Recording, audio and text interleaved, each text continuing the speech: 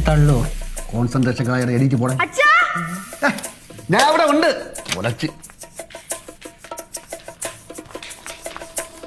ജോലി കിട്ടി. ജോലി കിട്ടിയെന്ന് കാര്യവന്റെ മോൻ തന്നെ. ഇവനാര് ജോലി കൊടുക്ക? അച്ഛാ, ഇവര് നന്ദിലജിയുമായിട്ടാണ് ജോലി കിട്ടിയേക്കുന്നത്.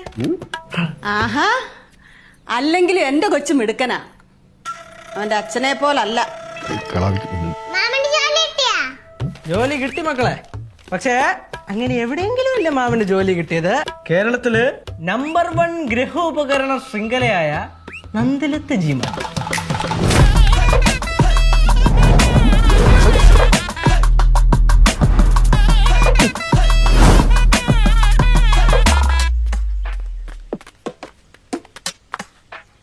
അളിയ നമ്പർ ഏറ്റെന്ന് മാത്രമല്ല എല്ലാ എണ്ണവും ഫ്ലാറ്റ്. ഓ, ഇനി ഈ കഥയിലെ ഹീറോ ഈ ഞാനാണ്.